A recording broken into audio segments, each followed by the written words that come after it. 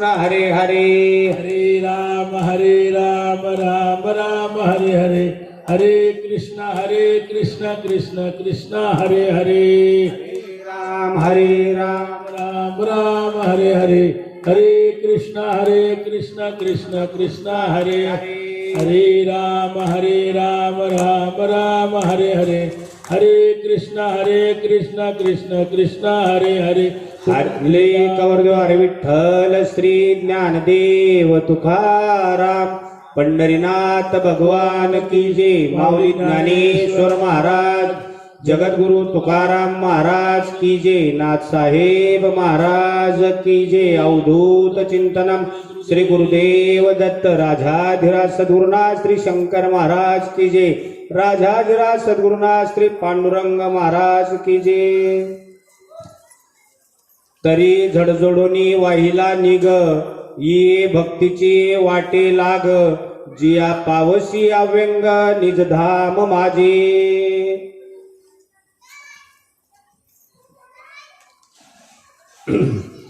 आज या ठिकाणी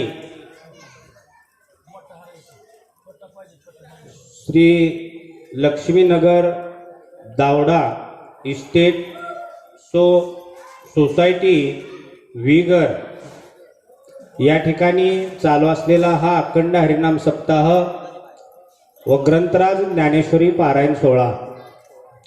आणि या सोहळ्यामध्ये आज या ठिकाणी दुसऱ्या दिवसाची प्रवचन रूपी सेवा आज आपल्या सर्वांच्या सहकार्याने आणि या सोसायटीतील आमचे सर्व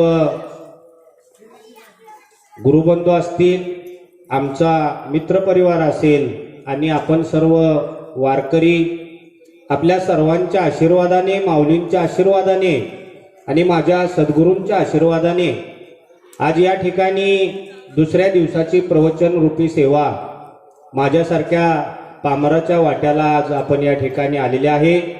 या चालू असलेल्या अखंड हरिनाम सप्ताहाचं वर्ष 5वं.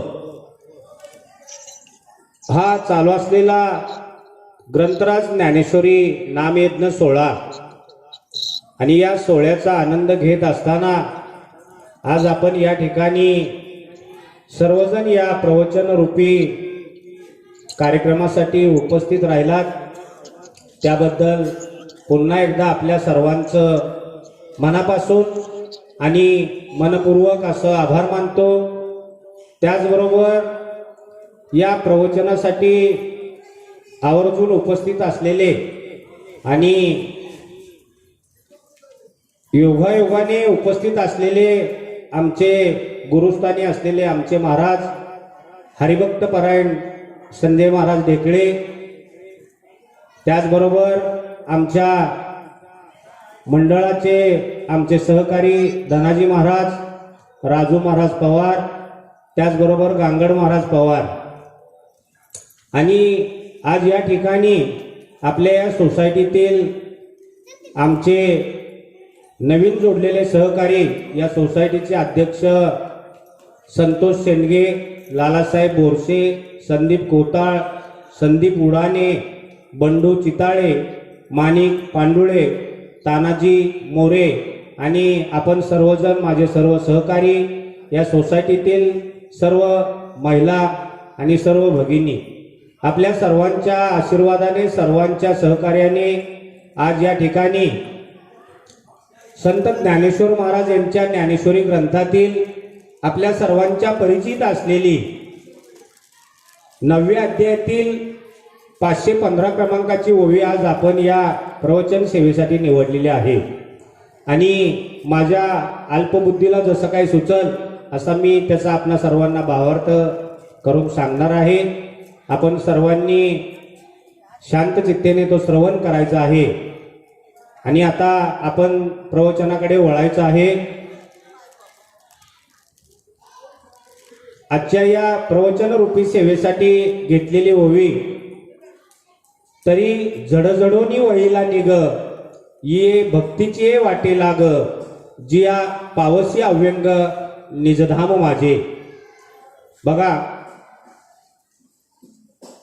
कोणत्याही कामाची सुरुवात आपण श्री गणेशाने करतो आणि श्री गणेशाने ज्यावेळेस आपण कोणत्याही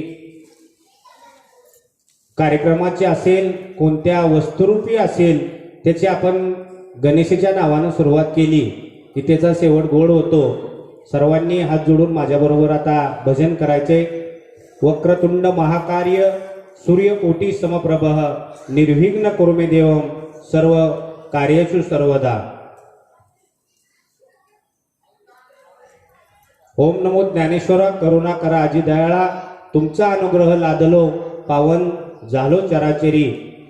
आणि आपण आता या ठिकाणी या प्रवचन रूपी सेवेकडे वळायचे. या प्रवचन रूपी सेवेचा आपण प्रारंभ करतोय. माऊली आपल्याला या ओवीद्वारे, आपल्या वेदांद्वारे अर्जुनाला सांगतायत की अर्जुना, तू या संसार रूपी प्रापंचिक जीवनातून झडझडून बाहेर निघायचं आहे. आणि झडझडून बाहेर निघाल्यानंतर तू काय करायचं आहे? ये भक्तीचे वाटे लाग, ये भक्तीचे वाटे लाग. आणि तू माझ्या भक्तीच्या जर वाटे लागलास तर माझी तुला प्राप्ती झाल्याशिवाय राहणार नाहीये, असं माऊली या ओवीद्वारे आपल्याला या ठिकाणी सांगतायत. तरी जडजडोनी वाईला निग, ये भक्तीचे वाटे लाग, जे या पावसी अव्यंग निजधाम माझे. देवाची भक्ती आणि देवाला आवडणारा आपल्या मनामध्ये, आपल्यामध्ये असणारा भाव, आणि देवाला सगळ्यात जास्त जर प्रिय असेल आणि देवाला जर सगळ्यात जास्त आवडत असेल तर देवाला आवडतो आपल्या मनातील किंवा आपल्यामध्ये असलेला भाव. असं काही नाहीये. बऱ्याच लोकांना असं वाटतं की काय नाही, मी सगळ्या बाजूने गडगंज आहे, सगळ्या काही गोष्टी माझ्याकडे अवेलेबल आहेत, मग मला देवाची प्राप्ती करायची आहे. मग देवाची प्राप्ती काहीतरी माझ्याकडे आहे आणि एकदाच काहीतरी देवाला दिलं आणि देवाची मला प्राप्ती होईल, असं महाराज होईल का? अजिबात होणार नाहीये. देवाला सगळ्यात प्रिय आहे आपला भाव, आणि आपल्या भावानी, आपल्या भक्तिभावानी जर देवाची जर आपण पूजा अर्चा केली तर देवाची आपल्याला प्राप्ती झाल्याशिवाय राहणार नाहीये, असं माऊली आपल्याला या ओवीद्वारे या ठिकाणी सांगतायत.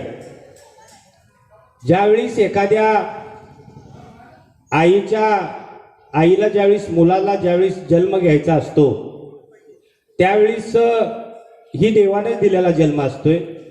त्यावेळेस ज्यावेळेस त्या मुलाला त्या ह्याच्यातून ज्यावेळेस त्या आईच्या गर्भाशयातून बाहेर निघायचं असतं त्यावेळेस तो मुलगा त्या आईला कशी हाक मारतो?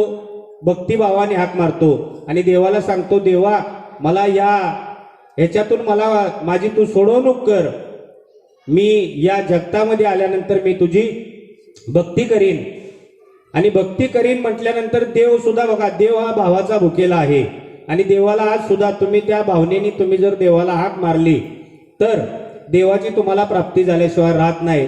असा तो मुलगा त्या देवाला त्या भक्तिभावाने हाक मारतो. आणि भक्तिभावाने हाक मारल्यानंतर तो मुलगा जन्माला येतो. पण ज्यावेळेस मुलगा जन्माला येतो, ज्यावेळेस जसं देवाला त्याने जसं ते वचन दिलेलं असतं की हे भगवंता, मला ह्या रूपातून मला ह्या जगतामध्ये मला तुम्ही घेऊन चला आणि मला ह्या जगतामध्ये तुम्ही जन्माला घातल्यानंतर मी तुमची भक्ती करीन.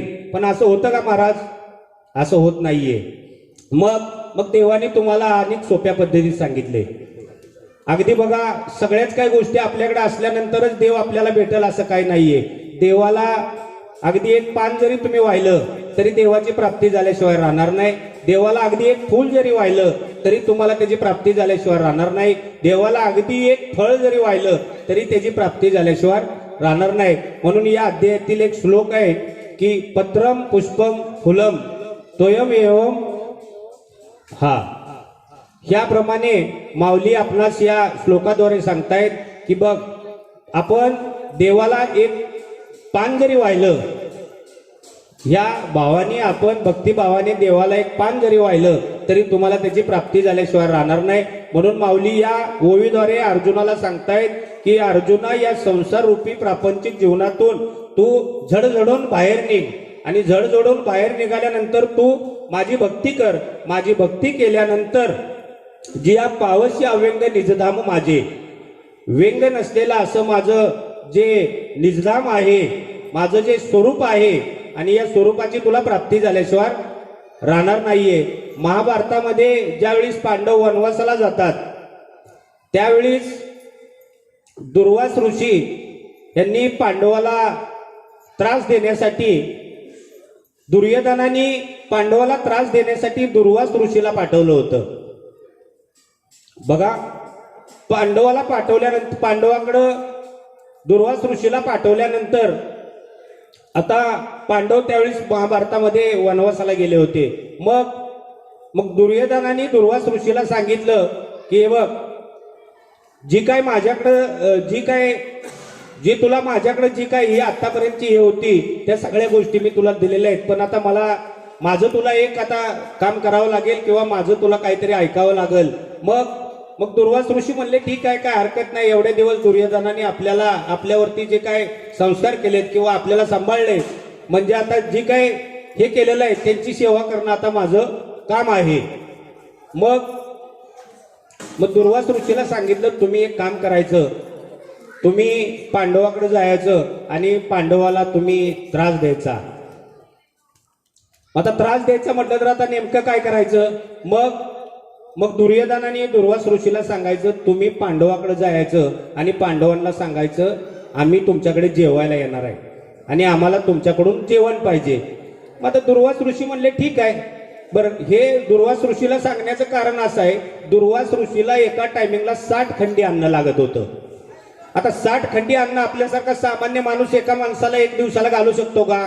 मग दुर्योधनानं तसा विचार केला होता की पांडवाला आपण एखाद्या युद्धाद्वारे असेल किंवा एखाद्या अन्य गोष्टीद्वारे जर त्रास नाही देऊ शकत तर पांडवाला आपण अशा प्रकारे त्रास देऊ शकतो. मग ठीक आहे, दुर्वास ऋषी निघायला पांडवाकडे जायला निघाल्यानंतर पुढे गेले.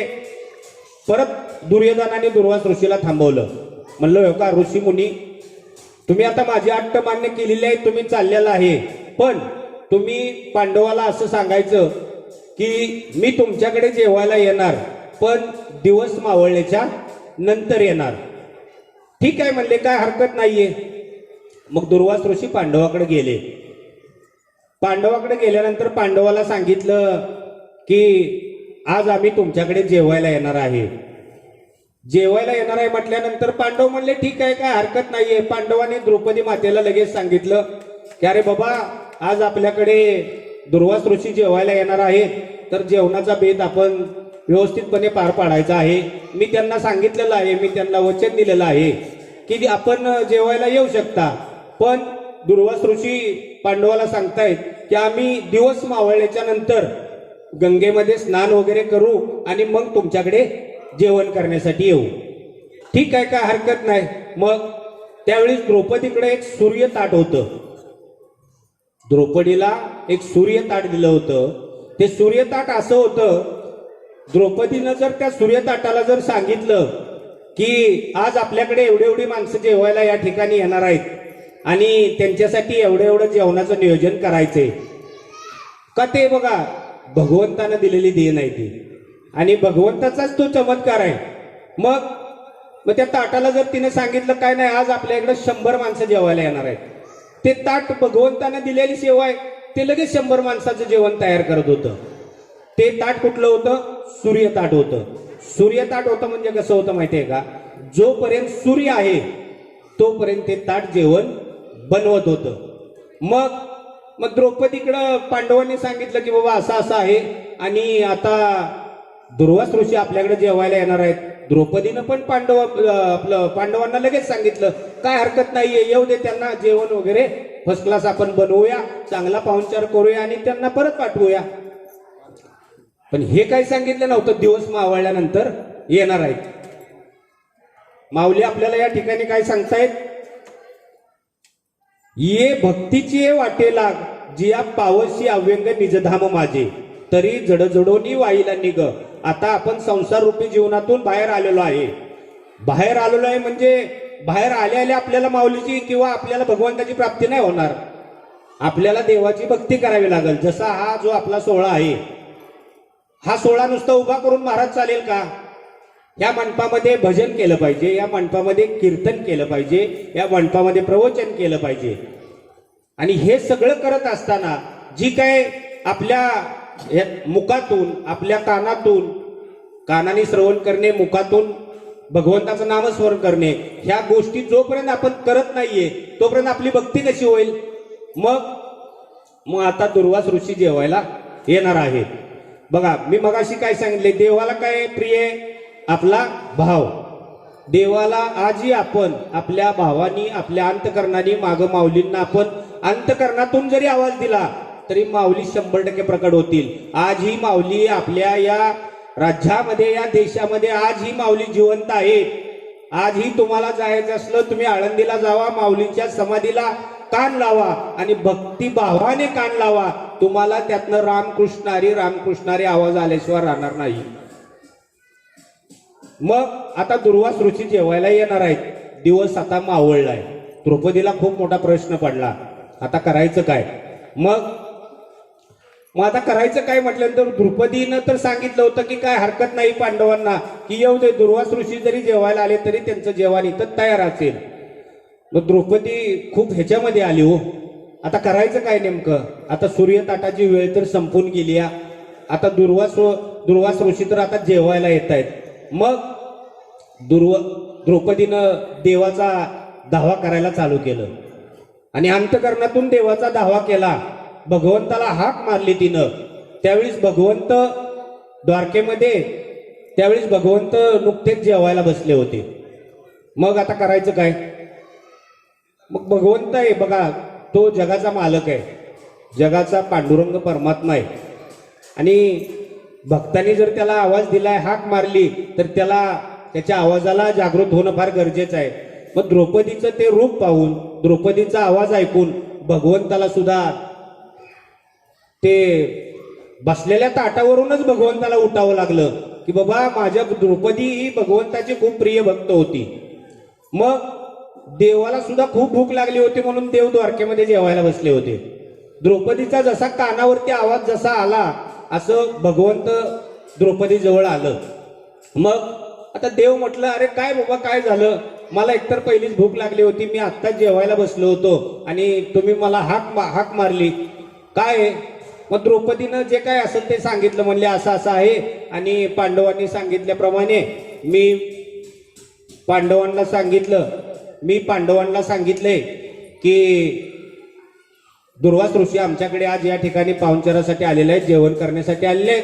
तुम्ही त्यांना घेऊन या, मी जेवण ते तोपर्यंत तयार करून ठेवते, असं मी त्यांना सांगितलेलं आहे. आणि त्याप्रमाणे दुर्वास ऋषी या ठिकाणी जेवायला आलेले आहेत.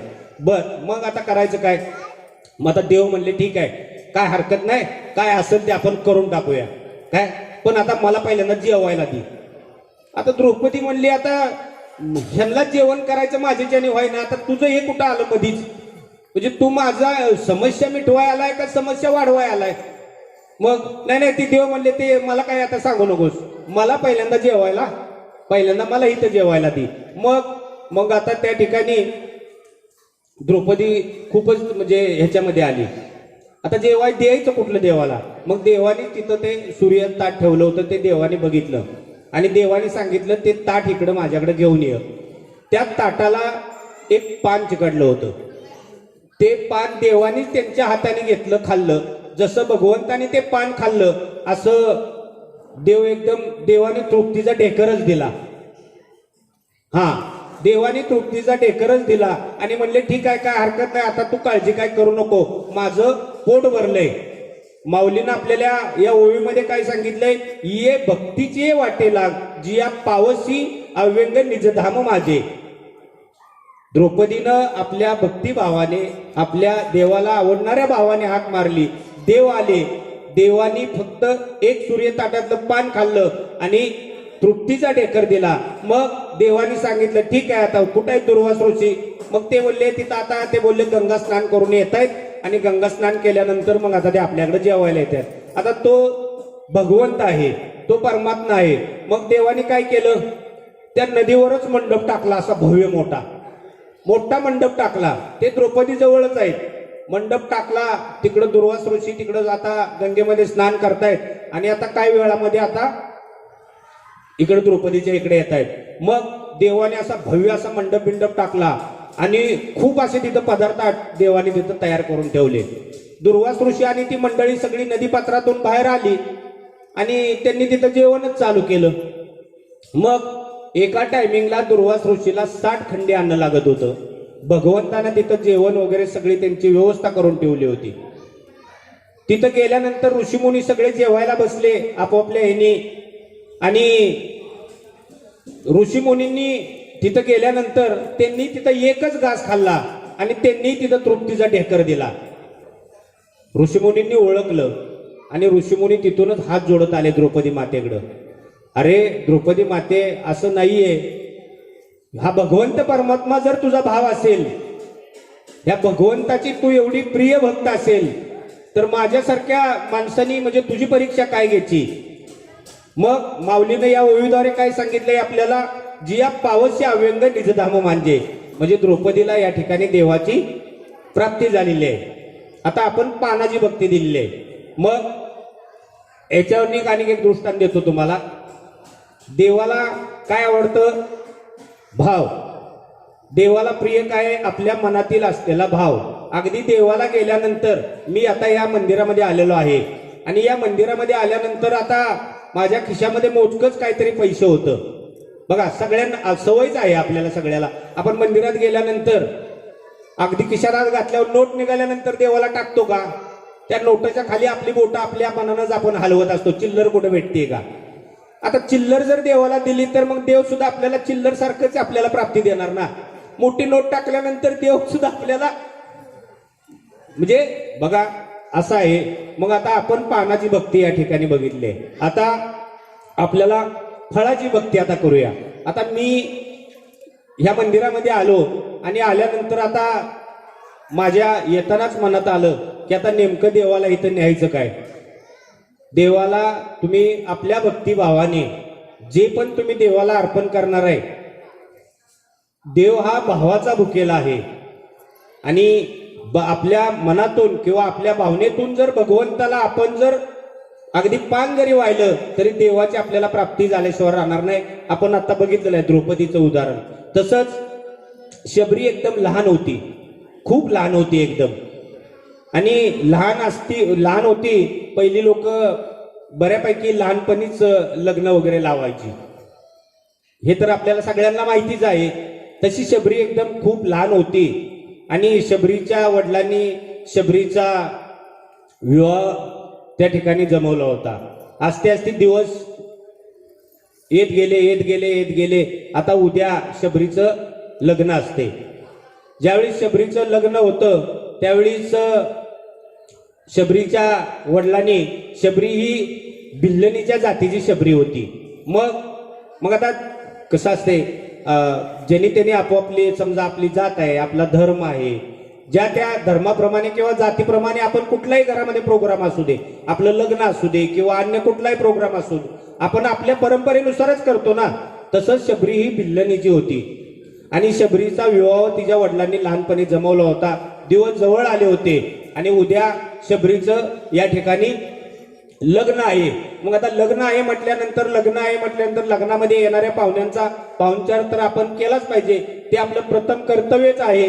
मग लोक त्यांना जेवण केलं पाहिजे, त्यांना बसण्याची व्यवस्था केली पाहिजे, ह्या सगळ्या गोष्टी आपण केल्या पाहिजेत. तसं शबरीच्या वडिलांनी, त्या शबरीचं उद्या लग्न आहे म्हणून शबरीच्या लग्नामध्ये एक 10 बोकडाची अशी त्यांनी अशी त्या ठिकाणी दावण आणून बांधली होती. दावण बांधल्यानंतर ही गोष्ट शबरीला काही माहित नव्हतं. शबरी ज्यावेळेस बाहेर येते, घरातनं बाहेर येते, त्यावेळेस तिला ती बोकडं बांधलेली ती अशी दावण दिसते. मग ती आतमध्ये जाते आणि बाबांना विचारते की अहो बाबा, हे काय आहे, हे तुम्ही हे कशासाठी या ठिकाणी आणलेलं आहे. तर तिचे बाबा सांगतात, अरे बाळा, उद्या तुझं लग्न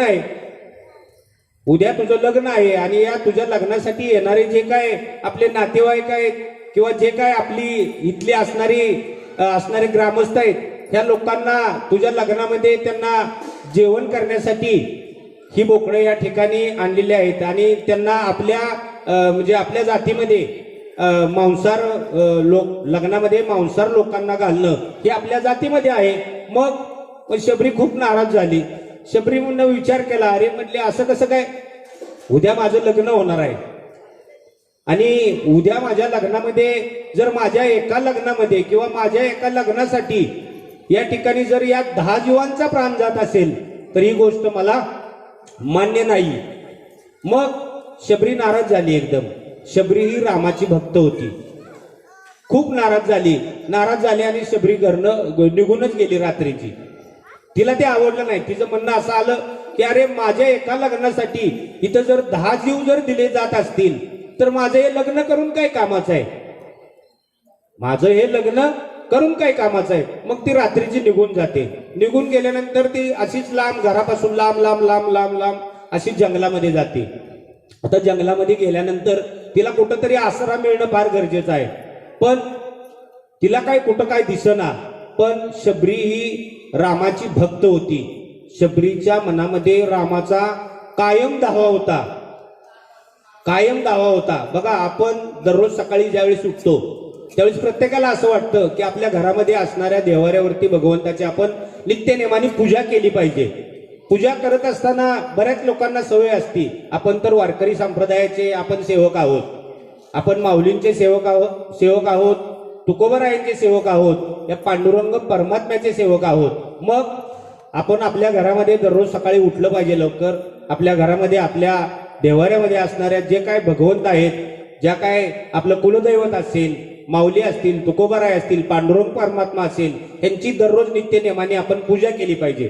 ही पूजा करत असताना असेच आम्हाला आळंदीचे महाराज भेटतात आणि हे आळंदीचे महाराज सांगतात आम्हाला, अरे तुम्ही नित्यनेमाने जशी तुमच्या घरामध्ये तुमच्या कुलदैवताची पूजा करता, तुम्हाला या संत ज्ञानेश्वर महाराजांबद्दल एवढा आदर आहे, जगद्गुरु तुकाराम महाराजांबद्दल एवढा आदर आहे, मग तुम्ही उद्यापासून मी सांगतो असे एक काम करा, तुम्ही उद्यापासून एका माळाचा जप करायचा, ह्या तुळशीच्या माळाचा जप करायचा, हे महाराज आपल्याला सांगतायत. मग आपण काय करतो, उद्यापासून आपण आता आपल्याला महाराजांनी सांगितलंय, महाराज आळंदीला राहतात, आळंदीवरून आलेत आणि आळंदीला महाराज राहतात, माऊलींच्या संपर्कामध्ये राहत आहेत म्हटल्यानंतर त्यांच्यामध्ये काहीतरी माऊलीमय वातावरण आहे आणि आपल्या या माऊलींना आपल्याला सांगितले म्हटल्यानंतर आपण ते केलं पाहिजे. मग आपलं काय असते, आपण देवाची पूजा करतो. देवाची पूजा करत असताना मुंबईमध्ये किंवा या भागामध्ये आपण सगळी पोटा पाण्यासाठी या प्रापंचिक क्षेत्रामुळं किंवा आपल्या दुःखमुळं, संसारामुळं, आपल्या सर्वांना माहितच आहे, संसार दुःखमुळं चौकडे इंगळ, विश्रांती नाही कोठे रात्रन दिस तळमळ, असा हा आपला प्रपंच किंवा आपला संसार. गाव सोडून आपण या ठिकाणी आपल्या पोटाची कळगी भरण्यासाठी आपण आलेलो आहे. मग आपण इथं फार वेळेची माणसं आहोत. मला उद्या 8 वाजता ड्युटीवर जायचे, म्हणजे 8 वाजता जाऊन चालेल का? अजिबात चालणार नाही. मला 7 वाजताच गेलं पाहिजे. मला 7 वाजता जायचे म्हटल्यानंतर माझ्या भगवंताची पूजा मी किती वाजता केली पाहिजे? 6 वाजताच केली पाहिजे. 6 ते 6:30 माझ्या देवाच्या देवाऱ्याची पूजा असते आणि 6:30 नंतर मला माझ्या कामासाठी किंवा मी काय जे काय माझं कर्म करतोय त्याच्यासाठी मला जाणं फार गरजेचं असते. हा आपला नित्य नेम ठरलेला असतो. पण या चालू असलेल्या नामयज्ञामध्ये आम्ही गेल्या वर्षी किंवा ह्या वर्षी आळंदीच्या महाराजांना बोलवलं आणि या महाराजांनी आम्हाला सांगितलं की तुम्ही आता माऊलीचे तुम्ही बघता आहे का नाही, माऊली तुम्हाला भेटायला पाहिजे असं वाटतंय का नाही. या ठिकाणी हा जो नामयज्ञ सोहळा आहे, हा जो अखंड हरिनाम सप्ताह आहे, आपण सगळ्या जणांनी काय नेमकं मनामध्ये काय आणून आपण करतोय की काय नाही, हा असा आपण ग्रंथराज ज्ञानेश्वरी पारायण सोहळा केला, गाथा पारायण केलं, कीर्तन भजन केलं तर आपल्याला माऊली एक दिवस तरी भेटतील. ह्या अनुषंगानेच महाराज आपण हे सगळं करतोय का नाही. मग माऊलीच्या दारातून हे महाराज आलेले आहेत आणि या महाराजांनी आपल्याला सांगितलेलं आहे की तुम्ही आता दररोज आपल्या माऊलीच्या नावाने या ठिकाणी दररोज एका माळाचा जप करायचा आहे. मग आता 6:30 वाजता माझी दररोजची पूजा आटपते. मी पूजा आटपल्यानंतर काय असेल ते केलेलं असेल, मालकिनीने तेवढं काय असेल ते मी सेवन करणार, खाणार, नाश्ता करणार आणि मला 8ला पोहोचायचे म्हटल्यानंतर मी दररोज 7ला हलतो. आता त्याच्यामध्ये आता महाराजांनी माझं आता थोडं टायमिंग जास्त घेतलंय. आता एक माळ जपायची म्हटल्यानंतर 1 सेकंदाचं काम आहे का महाराज? कमीत कमी 5, 10, 15 मिनिटाचं ते काम आहे. मग आपली भक्ती कशी आहे मी तुम्हाला थोडक्यात सांगणार आहे. आपला विषय काय आहे? आपला विषय आहे शबरीचा. आपण शबरीची भक्ती सांगतोय. पण दररोजच्या आपल्या जे दररोजचं जीवन आहे त्या जीवनावरती आपल्या भक्तीबद्दल मी सांगतोय.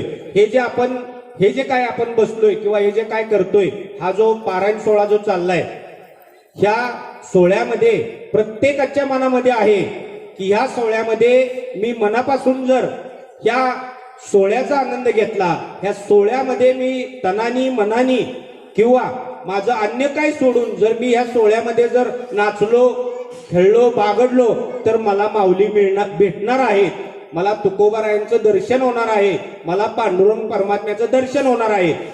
हेच उद्दिष्ट आपल्या सगळ्यांच्या डोळ्यासमोर आहे का नाही? मग आम्ही सकाळी 6:30 वाजता माझ्या देवाऱ्यावल्या देवाची पूजा वगैरे झालेली आहे. मग आता महाराजांनी सांगितल्याप्रमाणे आता मला माळाचा जप करायचा आहे. माळाचा जप चालू केल्यानंतर लगेच आतून आवाज येतो, ओ चला झाले लवकर चहा घ्या. मग थांब, आता परत माऊलीचा जप केला. ओ चला आता उशीर झालाय, 6:45 वाजले, आता तुम्ही कधी जाणार? 2 मिनिटं थांब. आता ही भक्ती करून माऊली आपल्याकडे येतील का? बघा, मी काय सांगितलंय, देवाला सगळ्यात प्रिय काय असेल तर तुमचा भाव.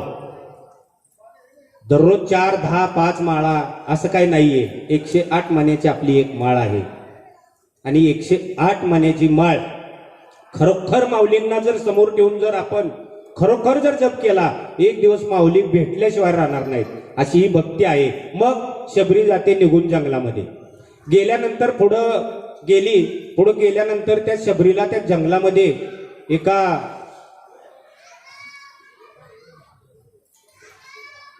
आश्रम दिसतो तिला. त्या जंगलामध्ये तिला काहीतरी असं म्हणजे थोडक्यात घर किंवा अशी एखादी इमारत वगैरे असं काहीतरी त्या जंगलामध्ये दिसतं.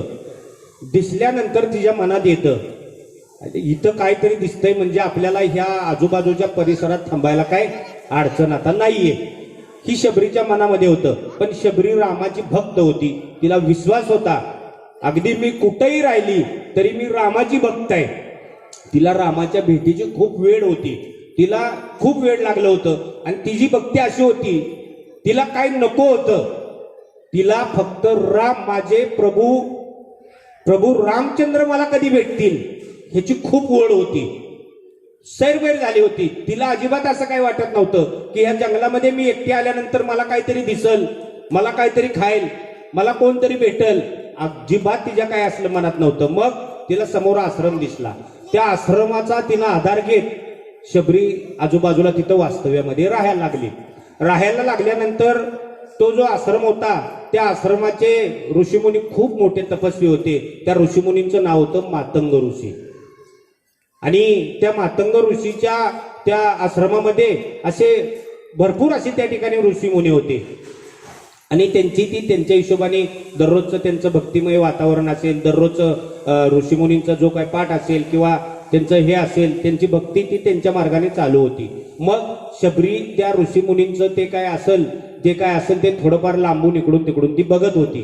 बघितल्यानंतर कधी कधी शबरीला ताण पण लागत होती, कधी कधी शबरीला काहीतरी खाव असं पण वाटत होतं त्या ठिकाणी. मग त्या आश्रमाच्या आधारावरती शबरी कुठेतरी थांबली होती. दररोजचा नित्यक्रम पुन्हा एकदा चालू झाला. शबरी घर सोडून आली होती. मग दररोजचा नित्यनेम झाला. शबरी काय करायची, त्या मातंग ऋषीच्या आश्रमामध्ये गपचूप अशी आतमध्ये जायची आणि त्या मातंग ऋषीचा पूर्ण आश्रम असा साफ करायची, क्लीन करायची, एकदम लोट झाड वगैरे, तिथं असलेली झाडं वगैरे, हे ते पान फूल असं सगळं साफ करायचं. शबरीच्या मनामध्ये थोड्या कालावधी करता आलं होतं की मला मी एवढे दिवस प्रभू रामचंद्राचा धावा करते म्हटल्यानंतर माझे प्रभू रामचंद्र तरी इथं राहतच नसतील, म्हणजे तिच्या असं मनामध्ये होतं. ऍक्च्युअल तो आश्रम मातंग ऋषीचा आश्रम होता, पण तिच्या अगदी बघा थोड्यापैकी विचार तिनं केला होता की माझे प्रभू रामचंद्र इथं असू शकतील. तिनं काय बघितलं होतं का? नाहीये.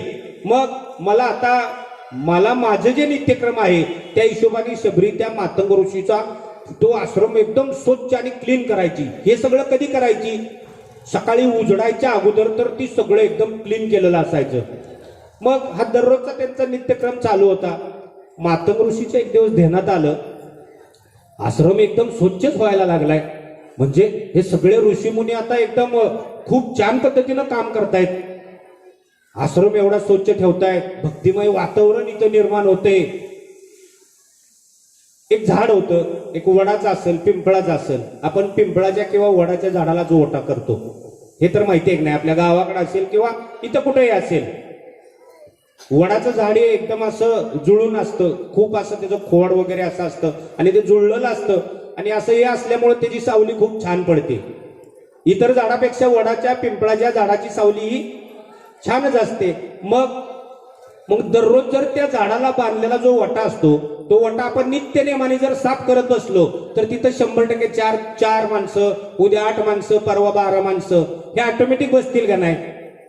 पण जर आपण साफच नाही केला किंवा थोडक्यात साफ केला तरी पण माणूस आता इथं आपण बसताना सहज आपण या आता पायरीवर गेलो आणि तिथं मला बसायचे, आपण डायरेक्ट जाऊन बसतो का? अजिबात नाही. आपण ह्या हातान तरी पण असं काहीतरी झाडून बसायचा प्रयत्न करतो. पण आपण ते साफच केला तर तिथं अनेक 4 माणसं 100% बसतील. असं ते शबरीनं तिथं ते नित्यक्रम तिचा चालू होता. मातंग ऋषी पण एकदम खुश होते. एकदम ऋषी मुनी त्यांच्या जी आश्रमामध्ये जे ऋषी मुनी होते त्यांच्यावरती खूप असं खुश होतं मातंग ऋषी. दिवसानुदिवस तिथली स्वच्छता, तिथलं वातावरण एकदम खूपच असं एकदम निवळायला लागलं. निवळायला लागल्यानंतर शबरी तिथंच त्या ऋषीमुनींचा जो आश्रम होता त्याच्या बाजूलाच तिथं त्यांच्या आधारावरती राहत होती. राहत असताना तिचा सकाळचा टाइम वगैरे चांगला जायचा. सकाळी ती उठायची, तेवढा तिचा टाइम जायचा, ती सगळं हे करायची. मग आता दिवस अख्खा घालवायला पाहिजे. प्रभू रामचंद्राची तिला खूप ओढ होती आणि प्रभू रामचंद्राचं नित्य नेमाने नामस्मरण तिचं चालू होतं. मग आता दिवसभर करायचं काय? मग म्हणली आता मी इथं एवढं सगळं छान करते, माझं प्रभू रामचंद्र बहुतेक इथं असणार आहे, ती मला असा भास व्हायला लागलेला आहे. मग पण आता प्रभू रामचंद्र जर समजा इथं असले आणि जर मला जर भेटले आणि त्यांनी जर मला जर काही मागितलं तर मग आता कसं करायचं हेही तिच्या डोक्यात. मी असल्या जंगलामध्ये आलेले आहे, आता म्हणजे देणार काय नेमकं ही तिच्या असं डोक्यामध्ये सारखं होतं. मग करायचं काय आता? मग ठीक आहे, अशी फिरत फिरत फिरत फिरत आजूबाजूला फिरायला लागली. तिथं तिला एका बोरीचं झाड दिसलं शबरीला आणि त्या बोरीच्या झाडाला अशी खूप चांगली तिथं बोरं येत होती. मग त्या बोरीच्या झाडाखाली शबरी गेली आणि तिनं काही 4 बोरं खाल्ली. पण 4 बोरं खाल्ल्यानंतर तिच्या लगेच लक्षामध्ये आलं, मी मगाशीच विचार केला होता की अरे मला आता प्रभू रामचंद्र भेटणार आहेत किंवा माझे प्रभू रामचंद्र मला भेटतील, ते मला काहीतरी मागतील, माझ्याकडे आता दुसरं काहीच नाहीये, पण मला आता या ठिकाणी बोरं भेटले ती म्हणजे आपली फळाची भक्ती चाललेली आहे.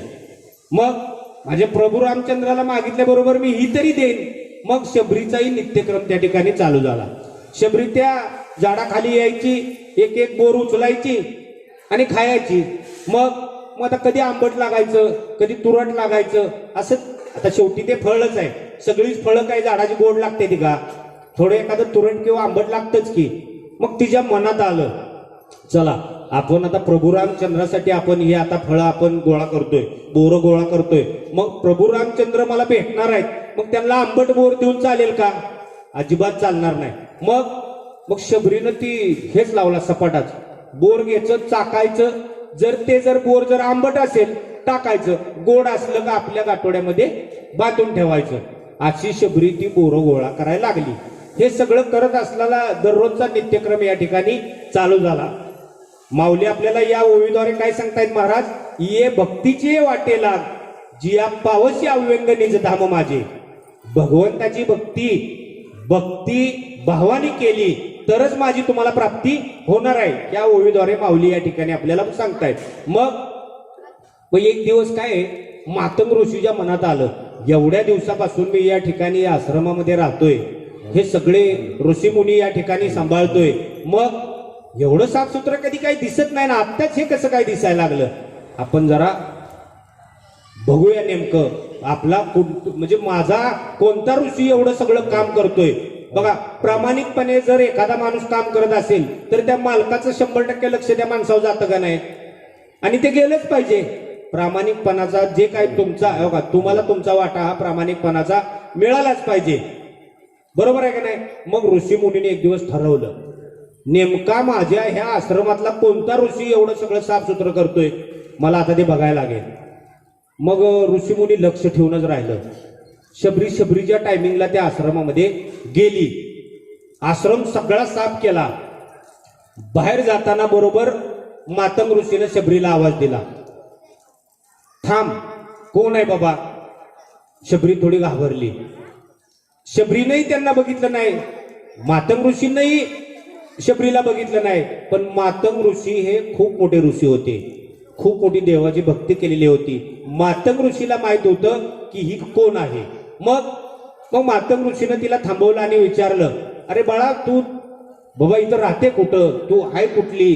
तुला काय पाहिजे? आणि तू दररोज इथं येऊन आमचा जो काय आश्रम जो काय आहे तू दररोज जी साफ करते त्याच्या मागचं कारण काय आहे? आम्हाला कळलं पाहिजे. आतापर्यंत मी माझ्या ऋषीमुनींनाच सांगतोय, माझ्या ऋषीमुनीच हे सगळं करतायत. पण आता मी बघितलंय माझ्या डोळ्यांनी, एवढं सुंदर आणि छान भक्तिमय वातावरण तू या ठिकाणी निर्माण करून दिलेलं आहेस. नेमकं तू आहे कुठली आणि तुला पाहिजे काय?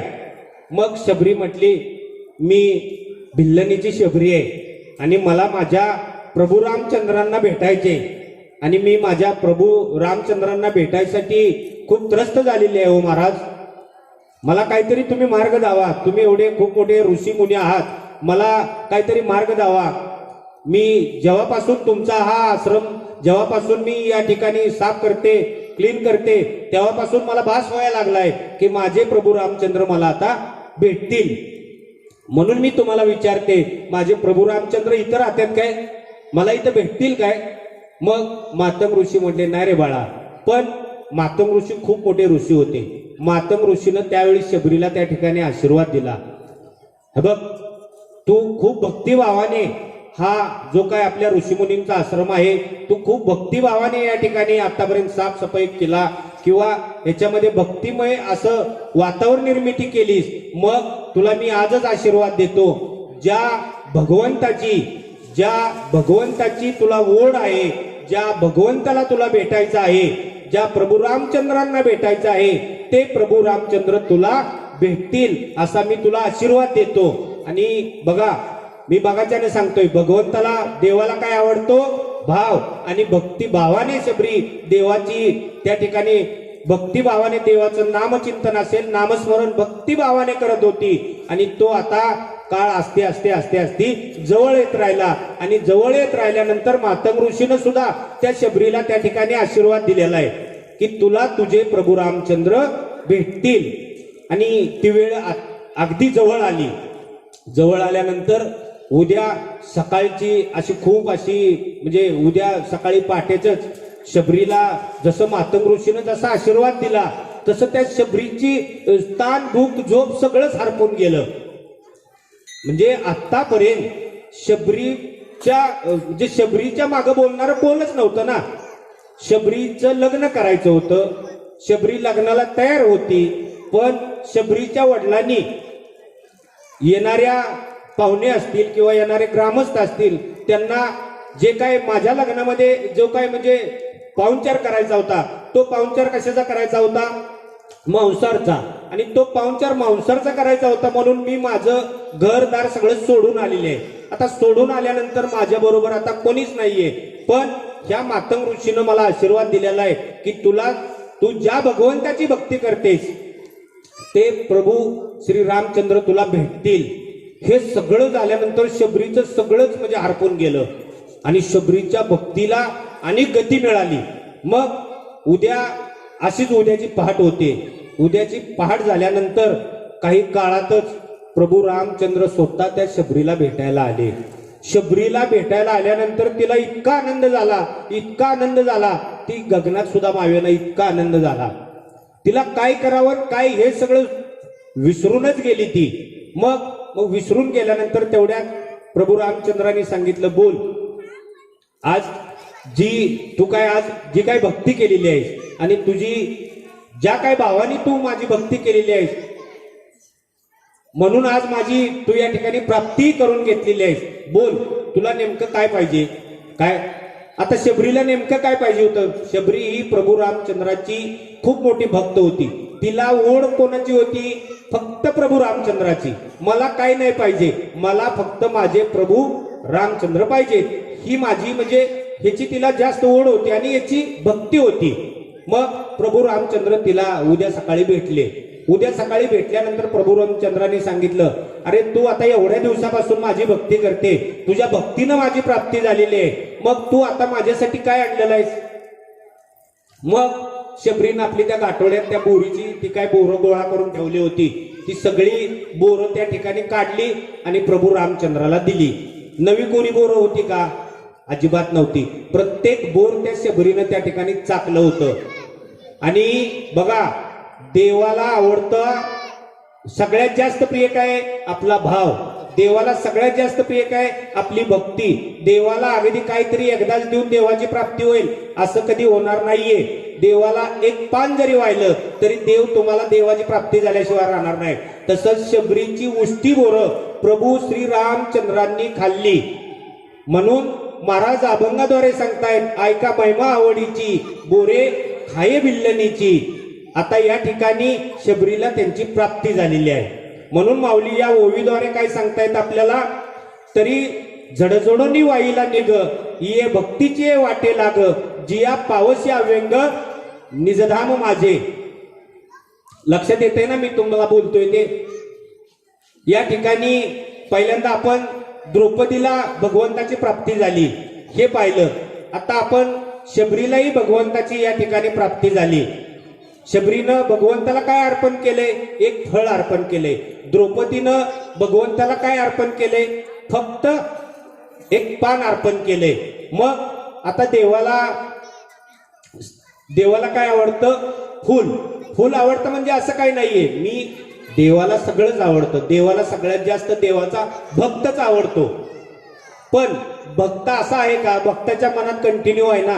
आता बऱ्याच दिवसानं मी एखाद्या देवाला गेल्यानंतर असं वाटतं का आपल्याला की बाबा काय नाही, आता माझ्याकडं काहीच नाही, किंवा आता मी नेमकं देवाला काय नेलं पाहिजे, असा अनेक जणांकडे अनेक काय प्रश्न असतात.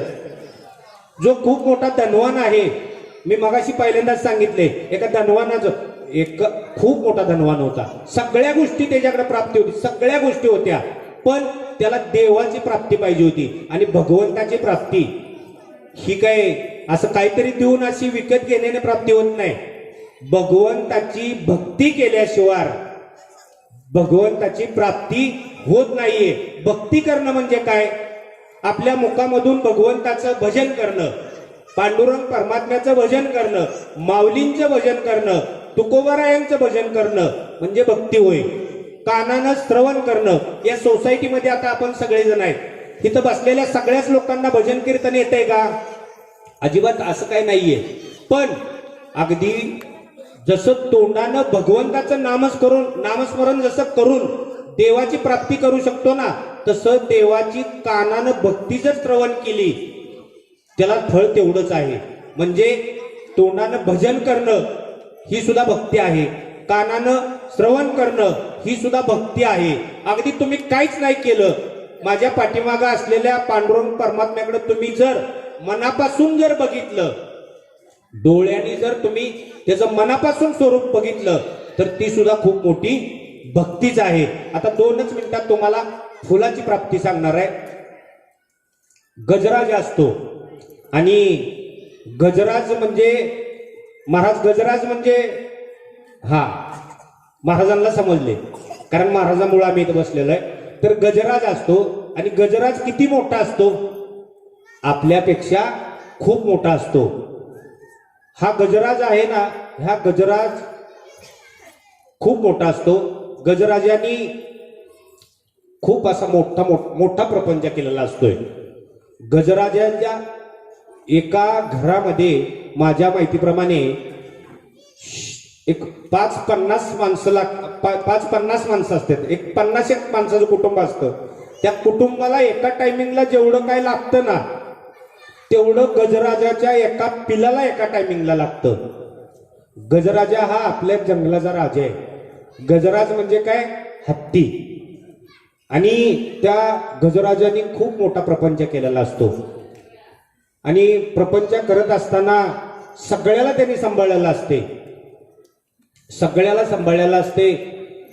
छोट्या छोट्या पिलांसाठी त्यांनी त्याच्या पद्धतीनं सगळी जंगलामध्ये व्यवस्था केलेली असते. हत्तीला जंगलामध्ये बऱ्याच काही गोष्टी मिळतात, पण हत्तीला आहे ना पाण्याच्या काही गोष्टी असतात त्या ते खूप कठीण असते त्या. अन्य प्राणी बघा, अगदी थोडं खोल जरी पाणी असलं तरी तो छोटा असतो, पटकन उडी मारून जाऊन तो पाणी पिऊ शकतो. पण हत्तीला किंवा हत्तीच्या पिल्याला असं होतं का? असं नाही करता येत. त्याला त्याची ती जागा बनवावी लागते. तसं गजराजांनी आपल्या जी काय आपली छोटी छोटी लहान बाळं होती किंवा आपले सगळे सोयरे होते, आपले जे काय आपले मित्र परिवार होता, या सर्वांसाठी गजराजांनी खूप मोठा प्रपंच केलेला असतो. मी जरी आज जंगलचा राजा असलो, मी जरी इकडे तिकडे असलो, तरी माझी पिल्लं जरी समजा कुठं पाण्याला गेली किंवा याला गेली तरी त्यांना अडचण येणार नाही, एवढं त्या गजराजाने काय सगळं केलेलं असते. मग एक दिवस असं होतं, गजराजांनाच खूप तहान लागते. तहान लागल्यानंतर त्या जंगलामध्ये एका तळ्यावरती ते पाणी पिण्यासाठी जातात. माऊलींना आपल्याला या ओळीमध्ये काय सांगितलंय? ये भक्तीची वाटेला. कोणती भक्ती कर? भावाची भक्ती कर आणि इथून भक्ती कर. इथून भक्ती केल्यानंतर तुला माझ्या स्वरूपाची किंवा माझी प्राप्ती होणार आहे, हे माऊली आपल्याला या ओळीद्वारे सांगतायत. आणि आज आपण या ठिकाणी प्राप्ती करण्यासाठी बसलेलो आहे. मग गजराजांना तहान लागती, मग गजराजा त्या तळ्यावरती पाणी पिण्यासाठी जातात. पाणी पिण्यासाठी गेल्यानंतर पाणी जरा उन्हाळ्याचे दिवस असतात आणि त्या उन्हाळ्याच्या दिवसामुळे पाणी जरा खाली गेलेलं असतं. मग त्यांना थोडं पुढं जावं लागतं. मग आता पुढं गेल्यानंतर त्यांना सोंडला सुद्धा पाणी येणार, म्हणून त्यांना आणखीन पुढं जावं लागतं. मग ते आणखीन पुढं जातात. मग आणखीन पुढे गेल्यानंतर असं होतं की त्यांचं पुढचं दोन्ही पाय त्या पाण्यामध्ये जातात. आणि पाण्यामध्ये जसं दोन्ही पाय त्यांचं त्या तळ्यामध्ये जसं जातात, असं त्या तळ्यामध्ये खूप मोठी मगर असते. ती मगर येते आणि त्यांच्या पायावरती अशी झडप घालते. मगर प्राण्यामध्ये मगरी एवढी ताकद कुठल्या प्राण्यामध्ये नाहीये, पण ती कधी आहे? पाण्यामध्ये असल्यानंतर, बाहेर आल्यानंतर नाहीये. मग पाण्यामध्येच त्या मगरीनं त्या हत्तीचा असा जाम पाय पकडला. मग गजराजाला लय विनवण्या केल्या त्या गजराजाने त्या मगरीला की बाबा माझा पाय सोड, मला जाऊ दे, मी पाणी पिण्यासाठी आलेलो आहे, मी पाणी पिणार आहे, लगेच जाणार आहे. आतापर्यंत तिला गजराजांना त्या तळ्यामध्ये किंवा अन्य तळ्यामध्ये खूप काही मगरी दिसल्या, मछली दिसल्या. मग गजराजानं त्यांची कधी खोड केली का? कधीच केली नाही. पण मगरीनं आता गजराजाची या ठिकाणी घोड केली. मग खूप विनवण्या केल्या गजराजाने त्या मगरीला, अगं मला सोड, आता तरी सोड, मला जाऊ दे. पण ती मगर काय त्या गजराजांना सोडना. मग आता करायचं काय? आता ही सोडणंच म्हटल्यावर करायचं काय? जवळजवळ गजराजाचं आणि त्या मगरीचं 4, 5, 6 वर्ष लागली. सोड मग ती सोडना, ह्याला जाऊन देना, हे असं दररोजच त्याचा नित्यनेमच चालू झाला. मग आता करायचं काय? मग गजराजाने काय केलं? त्याची मुलं बाळ सगळी बोलावली, नातेवाईक सगळे बोलावले. आता काय म्हणले, ही मगर काय करते तेव्हा? माझे नातेवाईक वगैरे आम्ही सगळे आल्यानंतर मला सोडवायला काय अडचण येणार नाहीये. मग तिचे नातेवाईक वगैरे, ती मुलं बाळ सगळे आली. खूप त्यांनी म्हणजे त्या ठिकाणी प्रयत्न केला, गजराजाला पकडून त्या तळ्यामधनं बाहेर काढायचा खूप प्रयत्न केला. पण मगर ही पाण्यामध्ये खूप ताकदवान असते, नाही सोडलं तिनं. हे करत अगदी 10 वर्ष त्यांचं ते युद्ध चालू झालं. खूप मोठं युद्ध झालं. मग अन्य देवांकडे सुद्धा एक कंप्लेंट गेली, सगळ्या प्राण्यांकडे हे सगळ्यांना माहिती झालं की गजराजाचं आणि मगरीचं युद्ध चालू आहे, खूप दिवसापासून युद्ध चालू आहे. मग गजराजाचे सगळे नातेवाईक आले, त्याचे सगळे मित्र परिवार आला त्याला वाचवण्यासाठी, आणि त्याची मुलं बाळ सगळी आली, सगळी थकली. आणि अतिशय म्हणजे दुःखदायक त्यावेळेस अशी घटना घडली की हे सगळे ज्यावेळेस गजराजांना सोडवायसाठी जसे आले होते, तसं एक पुन्हा माघारी पण जायला लागली. गजराजाला खूप म्हणजे दुःख व्हायला लागलं. अरे मी एवढं सगळ्यांसाठी आतापर्यंत केलं, मी एवढं सगळं वैभव उभं केलं, मी सगळ्याला सांभाळलं, मी सगळ्यांचा म्हणजे सांभाळ केला, आणि आता माझ्या वेळेला तुम्ही आता मला सगळी सोडून जायला लागला. मग त्यांना खूप दुःख व्हायला लागलं गजराजांना. मग आता करायचं काय? सगळी सोडून जायला लागली. मग आता कसं आहे, मी मगाशी तुम्हाला सांगितलेलं आहे की देवाची भक्ती आपण जर इथून केली, आपल्या भावानं केली, तर देवाची प्राप्ती या ठिकाणी झाल्याशिवाय राहत नाहीये. गजराजांना खूप वाईट वाटलं, खूप दुःख वाटलं. मग गजराजांनी देवाचा धावा केला. मग आता देवाचा धावा करून असा देव येणार आहे का? देव सुद्धा मग लय हे, मग कसं आहे, तुम्ही अचानक हाक मारून देव काय भेटणार नाहीये. त्यासाठी देवाला सुद्धा माझ्याकडे याला माझं कमीत कमी स्वरूप तरी तसं पाहिजे का नाही, तेव्हा तर देव येईल ना. मग गजराजांनी खूप मोठ्या देवाचा श्रद्धेने दावा केला आणि आपली सोंड अशी फिरवली आणि त्या पाण्यामध्ये झटकन आपटली. त्या पाण्यामध्ये जे कमळ होतं ते झटकन त्यांच्या सोंडमध्ये आलं आणि वरती गेलं. जसं वरती गेलं असं देवाच्या पुढे जाऊन ते थांबलं. देवाला कळालं की गजराजाला आता माझी गरज आहे, आता मला इथं जाणं फार गरजेचं आहे. मग स्वतः भगवंत त्या ठिकाणी प्रकट झाले आणि गजराजाला भगवंताची प्राप्ती झाली. आणि गजराजांनी सांगितलं त्या मगरीला गजराजांनी सांगितलं, तिला शाप दिला आणि देवानी जसा शाप दिला असं त्या मगरीच्या जबड्यातून हत्तीचा पाय बाहेर आला. पण मगरीला सुद्धा राग आला. मगर म्हणली, अहो मी तुमचं काय केलं होतं म्हणून तुम्ही आमच्या या युद्धामध्ये आला? एवढे सगळे आले तरी सुद्धा हे झालं नाही, मग मी तुमचं काय वाईट केलं होतं? म्हणून देवानी त्या मगरीला सांगितलं, अरे देवाला काय आवडतं भाव, आणि मी भक्ताचा भुकेला आहे. तसा हा गजराज माझा आज भक्त झाला आणि त्याच्या भुकेला मला धावून जाणं खूप गरजेचं आहे. म्हणून माऊली या ओवीद्वारे आपणास सांगतायत, ये भक्तीचे वाटे लाग, जिया पावसी अव्यंग निजधाम माझे. आणि गजराजांनी देवाची प्राप्ती करून घेतलेली आहे. तसं या ठिकाणी मला वाटते जवळजवळ 5 वर्षापासून आपण हा ज्ञानोबा तुकोबारायांचा जो सोहळा आहे, हे सर्व आमचे सहकारी आहेत, सोसायटीतील या सगळ्या माता आहेत, या भगिनी आहेत, आपण सर्वजण हा जो काय या भक्ती मार्गामध्ये जो काय आलेला आहे.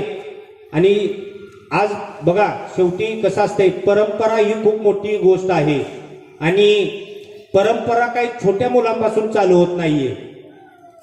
ते आई वडील असतील, गावातील ग्रामस्थ असतील, सोसायटीतील सर्व कमिटी मेंबर असतील किंवा सर्व मोठमोठे सदस्य असतील, ह्या सर्वांनी ज्यावेळेस आपण एखाद्या गोष्टीची परंपरा घालून देतो तेव्हा ते आपल्या मागं चालत असते. तशी हा जो काही भक्तिमय आपला जो काही मार्ग आहे, ही जे चालू असलेला ग्रंथराज ज्ञानेश्वरी पारायण सोहळा आहे, जवळजवळ 5 वर्षापासून आपण या भक्ती मार्गाच्या वाटेला आपण या ठिकाणी लागलेलो आहे, चाललेलो आहे. आज आपल्या चालण्याने आणि आपल्या या भक्तिमय वातावरणामध्ये आलेले जे काय आपले माता भगिनी असतील किंवा आजूबाजूची जी काय भावी भक्त मंडळी असतील, या आपल्या सर्वांना मी सांगितल्याप्रमाणे देवाला अगदी छोट्या पानाची भक्ती प्रिय आहे, देवाला फळाची भक्ती प्रिय आहे, देवाला छोट्या फुलाची भक्ती प्रिय आहे. ती अंतकरणापासून आपल्या भावाने जर तुम्ही जर देवाचा दावा केला तर देवाची या ठिकाणी प्राप्ती झाल्याशिवाय राहणार नाहीये. आणि आपण या ठिकाणी हा सोहळा असाच जो काय आपण करतोय, हा आपल्याला देवाच्या प्राप्तीसाठी सोहळा करतोय. बघा, थोडक्यात एकच तुम्हाला आता या ठिकाणी हे देतो, कारण वेळ आपल्याकडे कमी आहे. मला असं सांगितलेलं आहे, काय शंतनू राजाचं मतपरिवर्तन ज्यावेळेस करायचं होतं, शंतनू हा खूप मोठा राजा होता आणि राजा म्हटल्यानंतर जसा राजा बोलला असं प्रजेला वागणं फार गरजेचं होतं. शंतनू राजाचा खूप मोठा राज्यकारभार चांगल्या पद्धतीनं चालू होता, खूप छान पद्धतीनं चालू होता. मग आता कसं आहे माहिती आहे का, प्रत्येक माणसाचं प्रत्येकाच्या हिशोबाने काय नाही एकामेकाचं काय संवाद, एकामेकाचा मित्र परिवार असतो, एकामेकाचं संवाद साधण्याचं एक ठिकाण असतं, एकामेकाचं भक्तिमय वातावरण किंवा भक्ती करण्याचं काही ठिकाण असतं. असं शंतनू राजा खूप छान होता असं कुमारिक पंडित यांना असं वाटलं आणि शंतनू राजाचं मतपरिवर्तन करण्यासाठी कुमारिक पंडित शंतनू राजाकडे गेले होते. कुमारिक पंडितांनी शंतनू राजाचा राज्यकारभार बऱ्यापैकी बघितला होता. मग गेल्यानंतर त्या ठिकाणी गेल्यानंतर कुमारिक पंडित हे वेदाचे खूप भक्त होते. कुमारिक पंडितांचा त्यांच्या वेदावरती, माऊलीच्या वेदावरती जसा आपल्या सगळ्यांचा, तुकोबरायांच्या गात्यावरती जसा आपल्या सगळ्यांचा खूप मोठा मनापासून विश्वास आहे, तसा कुमारिक पंडितांचा त्यांच्या वेदावरती खूप मोठा विश्वास होता. कुमारिक पंडितांना असं वाटलं होतं की ह्या राजाच्या राज्यकारभारामध्ये जर ह्या वेदाची जोड जर लागली तर अनेक पिढ्याचं कल्याण झाल्याशिवाय राहणार नाहीये. मग आपल्या ह्या वेदाची, आपल्या ह्या ज्ञानाची आपल्याला त्यांना माहिती देणं फार गरजेचं आहे. हा जो आपला जो अखंड हरिनाम सप्ताह सोहळा आहे, हा आपल्यापुरता मर्यादित आहे का? आहे का? नाहीये. ह्या सोहळ्यामध्ये ह्या सोसायटीतील, या सोसायटीच्या परिसरातील किंवा अन्य काही परिसरातील लोक या ठिकाणी आली पाहिजेत. ह्या चालू असलेला ज्ञान यज्ञ आहे, त्या यज्ञामधलं ज्ञान घेतलं पाहिजे, त्यातून काहीतरी घेतलं पाहिजे, त्यातून कोणतरी भगवंताच्या भक्तीच्या मार्गाला लागलं पाहिजे. हेच आपलं सर्वांचं उद्दिष्ट आहे का नाही? तसं कुमारिक पंडितांचं उद्दिष्ट होतं की शंतनू राजाचं जे काही मत परिवर्तन आहे ते आपण आपल्या वेदांद्वारे अनेक त्यांचं मत परिवर्तन करू शकतो आणि शंतनू राजाच्या या पूर्ण राज्यकारभारामध्ये आपण काहीतरी भर टाकू शकतो. म्हणून कुमारिक पंडित हे शंतनू राजाकडे आले होते. आल्यानंतर बसले, एकामेकाशी चर्चा मसलत त्यांची सुरुवात झाली. सुरुवात झाल्यानंतर कुमारिक पंडित हे खूप मोठे वेदांचे भक्त होते. कुमारिक पंडित वेदाद्वारे शंतनू राजाशी बोलायला लागले. बोलायला लागल्यानंतर शंतनू राजांनी त्यांचे वेद घ्यायला सुरुवात केली आणि दररोजचा त्यांचा जो काही नित्य काळ होता त्या नित्य काळाप्रमाणे राजाच्या राज्यकारभारामध्ये आणि त्या याच्यामध्ये आस्ते आस्ते वेदाद्वारे बदल घडत चालला. आणि बदल घडत चालला म्हणजे वातावरण अनेकच भक्तिमय व्हायला लागलं, अनेकच छान व्हायला लागलं. राजाच्या मनाला मानसिक समाधान व्हायला लागलं. मग राजाला त्या वेदाचं खूप असं वेडच लागलं. त्या राजाला कुमारिक पंडित जे वेद शिकवत होते त्या वेदाचं त्या राजाला खूप मोठं वेड लागलं. वेड लागल्यानंतर त्या राजापाशी असलेले अनेक, त्या राज्यामध्ये जी काय राजाची जी काय मंडळी होती ती राजाची बऱ्याच दिवसापासून राजाच्या जवळची मंडळी होती. मग त्या राज्यकारभारामध्ये बघा, मी इथलं सांगत नाहीये, आमच्या इथली परंपरा कुठली तरी मी आजूबाजूची सांगतोय. कसं असतंय माहितीये का, आजकाल काय भगवंताचा ज्यावेळेस आपण नामयज्ञ करतो, नाम सोहळा करतो आणि आपल्याला माहितीये आपल्या आईवडिलांची पुण्य असेल, आपल्या सद्गुरूंचा आशीर्वाद असेल, आपल्या भगवंताचा जर आशीर्वाद असेल तरच ह्या गोष्टी आपण साध्य करू शकतो. आणि आपल्याला माहिती असते आपल्या पूर्वजांच्या तोंडून असेल किंवा इथं येणारे जे दररोज महाराज आहेत, कोण वेदांतचारी आहेत, कोण समाज प्रबोधनकार आहेत, कोण रामायणाचारी आहेत, इथं येणारे जे महाराज आहेत त्यांच्या मुखातून जी काही त्यांच्या मुखातून जी काही भगवंताचं नामस्मरण निघणार आहे, त्यांच्या मुखातून निघणाऱ्या नामस्मरणामुळं आपल्यामध्ये जो काय बदल घडणार आहे हे सगळं आपल्याला माहित असतं. म्हणून आपण हा सगळा सोहळा करत असतो. पण तरी सुद्धा काही नास्तिक लोक असतात. भगवंताच्या किंवा देवाच्या कोणत्याही समाज कार्यामध्ये काही नास्तिक लोक असतात. कोणाला आवाजाची अलर्जी असते, कोणाला एखादा भक्तिमय वातावरणामध्ये जास्त दंग झाला ते बघण्याची अलर्जी असते, कुणाला एखाद्या भगवंताचं नामस्मरण घेतल्यानंतर तुझं बाबा हे मुख शुद्ध होईल ते सगळं करण्याची कोणाला तशी अलर्जी असते. तसं त्या राजाच्या राजदरबारामध्ये काही नास्तिक लोक होती. राजाचा जसा वेदाप्रमाणे बदल घडत चालला तसं त्या नास्तिक लोकांना ते बरं वाटत नव्हतं. ते बघताना नास्तिक लोकांना खूप चीड यायला लागली. मग आता करायचं काय? मग आता आपण काहीतरी पण आता पर्याय शोधला पाहिजे. आपण राजाचे इतक्या दिवसाचे सेवकरी आहे आणि या काल आलेल्या कुमारिक पंडितामुळे जर आपल्याला मागे थांबायचं जर लागत असेल तर आपल्याला असं चालणार नाहीये. मग एवढे दिवस आपण काय केलं? मग राजाला त्यांनी सांगितलं की बाबा राज्य दरबार भरवावा लागेल, आमच्या काही समस्या आहेत. राजा सुद्धा विचार करायला लागला की एवढ्या दिवस यांनी मला कधी कुठली अट्ट घातली नाही, एवढ्या दिवस यांनी काही राज्यकारभार बोलवायचा विचार केला नाही, आणि आत्ताच हे काय आहे. शेवटी राजाला सुद्धा प्रजेचं ऐकणं फार गरजेचं असते. कितीही प्रजा सुखी जरी असली तरी शेवटी प्रजेचा विचार त्याला हा करावाच लागणार. मग राजाने एक दिवस राज्य दरबार त्या ठिकाणी भरवला. भरवल्यानंतर त्या ठिकाणी ठीक आहे म्हणले, काय हरकत नाहीये. राजाच्या मतानुसार तर एकदम खूप चांगला राज्यकारभार चाललाय. खूप राजाच्या पहिल्या जो काय राज्यकारभार चालला होता त्या राज्याच्या राज्यकारभाराला कुमारिक पंडितांच्या वेदाची जोड भेटली होती. म्हणजे राज्यकारभार अनेक चांगला चालला होता हे राजाला पक्क माहित होतं. तरी सुद्धा त्या ठिकाणी त्यांनी राजदरबार भरवला. राजदरबार भरवल्यानंतर राजाने म्हणले, बाबा ठीक आहे, काय हरकत नाही, तुम्ही तुमच्या म्हणण्यानुसार या ठिकाणी आपण राजदरबार भरवलाय, बोला तुमचं काय काय म्हणणं आहे, कोणाचं काय आहे, कोणाचं काय आहे, हे ऐकून तर घेतलं पाहिजे. शेवटी न्याय निवाडा राजाच करणार आहे, पण ऐकून तर घेतलंच पाहिजे, बरोबर आहे ना. मग राजा म्हणला, बोला काय आहे काय नाही.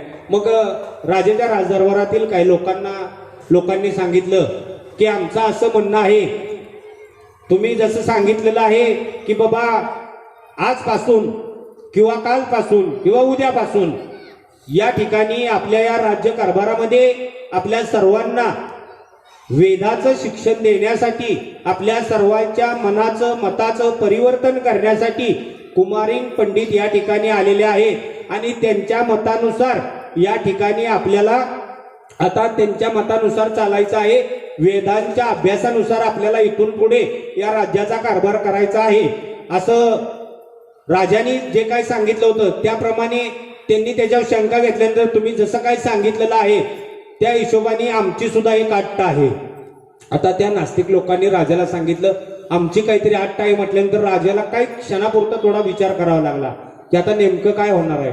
राज्यकारभार एवढा चांगला चाललाय, माझी प्रजा असेल, माझ्या भागातली विभागातली सगळी माणसं सुखी आहेत, सगळी आनंदाने गुण्यागोविंदाने राहत आहेत, मग झालंय तरी काय. मग त्या नास्तिक लोकांनी सांगितलं आमची एक अशी अट्ट आहे की जर तुमचा किंवा या कुमारिन पंडितांचा त्यांच्या वेदावरती जर एवढा विश्वास असेल तर आमची एक अट्ट आहे.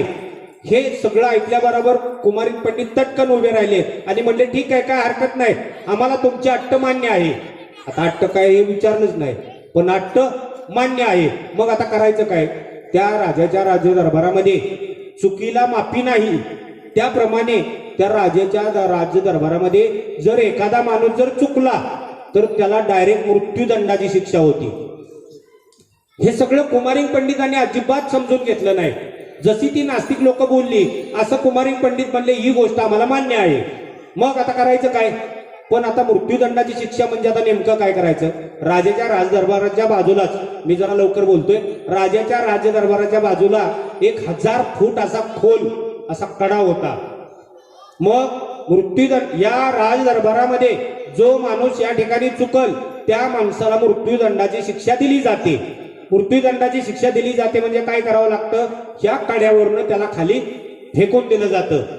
आतापर्यंत लय जणाला अशी चुकलेल्याला शिक्षा दिलेली आहे, ही त्या नास्तिक लोकांनीच दिलेली आहे. कारण राजाच्या राज्यकारभारामधले करती माणसं होती ना. शेवटी प्रजेमधला एखादा माणूस लगेच राजाशी बोलणार नाही ना.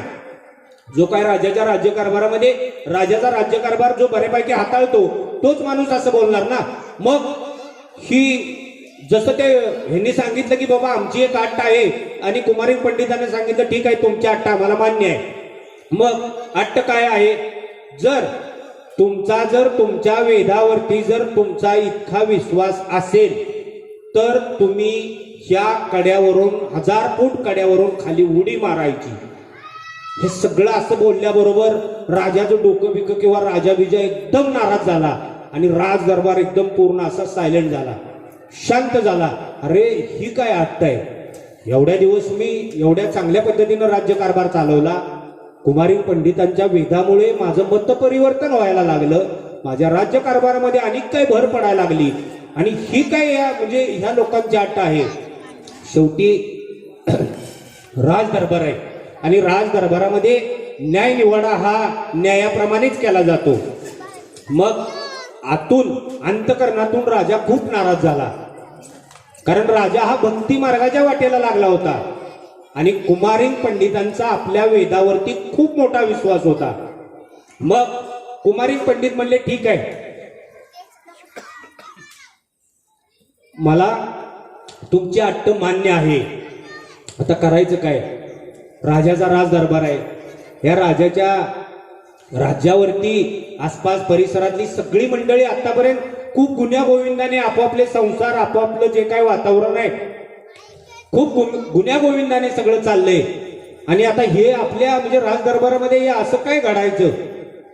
सगळा परिसर, सगळे लोक हे सगळे चिंतित पडले.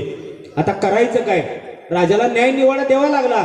ठीक आहे बाबा महाराज, तुमच्या वेदावरती जर खूप विश्वास आहे ना, मग तुम्हाला आता यांची अट्ट मान्य करावी लागेल. मग राजाने सांगितलं की बाबा ठीक आहे, काय हरकत नाहीये. कुमारिन पंडित, तुमचे जर वेद जर खरोखर खरे असतील ना, तुमचे जर हे वेद जर खरे असतील ना, तर तुम्हाला काहीच होणार नाही. आणि तुमचे वेद जर, तुमच्या वेदावरती जर तुमचा विश्वास असेल तर तुम्हाला मृत्यूदंडाची शिक्षाही भोगावीच लागेल. मग आता करायचं काय? दिवसेंदिवस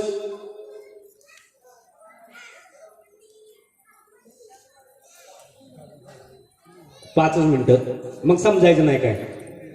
मग ती वेळ असते असती जवळ आली. जवळ आल्यानंतर उद्या कुमारिन पंडितांना ती शिक्षा द्यायची आता वेळ आलेली आहे. अख्खा हा परिसर आहे, सगळी आजूबाजूची मंडळी खूप काही नर्वस होती, सगळी नाराज झाली होती. कुमारिक पंडित ज्यावेळेस ह्या राजदरबारामध्ये आले, ह्या राजदरबारामध्ये बऱ्यापैकी भक्तिमय वातावरण निर्माण झालं. ह्या राजदरबारामध्ये जे वेद आहेत, जे माझ्या माऊलींचे वेद आहेत, जे माऊलींना मला वेद घालून दिलेले आहेत, या वेदाने जर माझ्या जर जीवनामध्ये जर काही जर चांगलं म्हणजे घडत असेल तर मला ह्याची भक्ती केलीच पाहिजे ना. मग आणि हे करत असताना हे केल्याने माझं आता काहीतरी मत परिवर्तन व्हायला लागले, हे मला कळायला लागले. आणि या सगळ्या शिक्षेला सामोरे जायचं हे लोकांना थोडं फिलिंग व्हायला लागलं. मग आता करायचं काय? मग ती असते वेळ जवळ आली. जवळ आल्यानंतर कुमारिन पंडित एवढे सुद्धा डगले नाहीत. त्यांच्या वेदावरती विश्वास होता. उद्या सकाळची वेळ आली. कुमारिन पंडित त्या कड्यावरती गेल्यानंतर ही नास्तिक लोक एवढी खुश झाली की त्याला काही मापच नाही. त्यांना 100% असं वाटत होतं की आतापर्यंत या कड्यावरून ज्याला मृत्यूदंडाची शिक्षा दिलेली आहे त्याचा केस सुद्धा खाली दिसला नाही, त्याचं नख सुद्धा आतापर्यंत दिसलं नाही. आणि हे काय पंडिताचं उगग? म्हणजे आता नास्तिक लोकांचे विचार आहेत काय बघा. भगवंताच्या कामामध्ये नॉर्मली तुम्हाला मी सांगतो, एखाद्या चालू असलेल्या नामचिंतनामध्ये, एखाद्या भजन चिंतनामध्ये जरी तुम्ही थोडं जरी तुम्ही डिस्टर्ब केला तरी त्याचं शासन काय होतं ते माऊली तुम्हाला उद्या स्वप्नात येऊन सांगत्या. काय तसं ह्या नास्तिक लोकांचा विचार नास्तिकच ना. नास्तिक लोकांच्या अट्टाई म्हटल्यानंतर ते लय खुश झाले. त्यांना असं वाटलं की काहीच राहणार नाही. आतापर्यंत कोणाचा केस काय, कोणाचं नख दिसलं नाही या कड्यावर खाली टाकल्यावर, आणि पंडितांचं काय होणार आहे? राजा खूप नाराज झाला होता. मग उद्या सकाळची वेळ आली. कुमारिन पंडितांनी आपले वेद आपल्या डोक्यावरती घेतले आणि त्या कड्यावरती गेले आणि भगवंताची प्रार्थना करत करत कुमारिन पंडित आपल्या वेद बोलले, यदी वेदाप्रमाणे सोजवेयम. आणि कुमारिन पंडितांनी त्या कड्यावरून उडी मारली. जशी उडी मारली असं कुमारिन पंडित 1000 फूट खाली जाऊन तिथं उभं राहिलं. हे सगळं चित्र सगळ्या परिसरातल्या लोकांनी बघितलं आणि कुमारिन पंडिताकडे सगळी लोक पळत गेली.